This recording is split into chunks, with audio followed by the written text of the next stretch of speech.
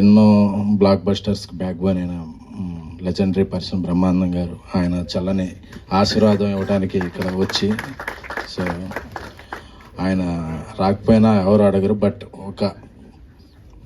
ముందుకు వచ్చి సినిమాను ప్రోత్సహించిన thank you very much sir. ఎన్నో జనరేషన్స్కి మీరు ఇన్స్పిరేషన్. మా ఎప్పుడైనా సరే ఏ సిట్టింగ్లో అయినా సరే మీ వీడియో లేకుండా రోజు గడవదు మాకు. సో సో అప్పుడు మొన్న ఈ కుంభమేళా చూస్తుంటే 150 years అలాగా జీవించిన వ్యక్తులు చాలామంది కనిపించారు. సో అలాంటి అవకాశాలు కొంతమంది గొప్ప వ్యక్తులు రావాలనుకుంటాం. అలాగా నాకు ఎప్పటికైనా నాకు అలా అనిపిస్తే బ్రహ్మానంద గారు అలా తరతరాలు కొన్ని 100 ఏళ్ళు బతికితే, అంటే ఏదో బీసీ అలాగా ఎప్పటికీ అలాగా చిరస్థాయిగా ఉండిపోవాలని అనిపిస్తుంది సార్. ఎందుకంటే మీరు అలాంటి వ్యక్తి. నమస్కారం సార్.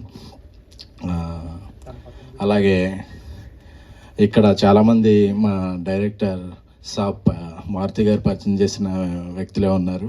సో అందరి కెరీర్లో బాగుండాలి. ముఖ్యంగా సప్తగిరి అంటే తన హాస్యం చాలా బాగుంటుంది.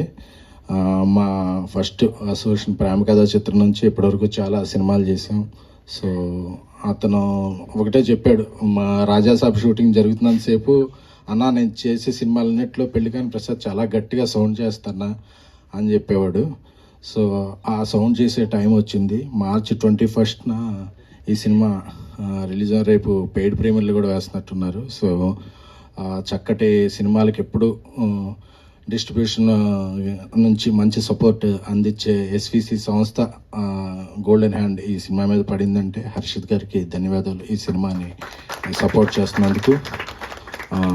ఈ సినిమాలో ఒక కొత్తగా హెయిర్ స్టైల్తో కనిపిస్తున్న శ్రీనివాస్ గారికి, అలాగే ఆ రోజుల్లో నుంచి ఈ రోజుల్లో గుర్తుంచుకున్న మా సాయికి, సో అలాగే హీరోయిన్ ప్రియాంక శర్మ గారికి, మీ కూడా ఒక ఉజ్వల భవిష్యత్తు ఉండాలని కోరుకుంటున్నామండి. అంటే ఇలా పెద్ద రకంగా మాట్లాడకపోతుంటే ఈ మధ్య అన్ని హెడ్డింగ్లు వేరే విధంగా పెడుతున్నారు. సో అందుకనే కొంచెం సాంప్రదాయబద్ధంగా మాట్లాడుతున్నామండి.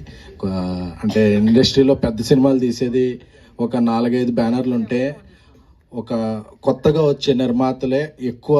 వాళ్ళ వల్ల ఇండస్ట్రీకి రొటేషను, థియేటర్స్ ఫీడింగు, అప్కమింగ్ యాక్టర్స్కి కానీ వీళ్ళకి కానీ ఒక సపోర్టు దొరుకుద్ది.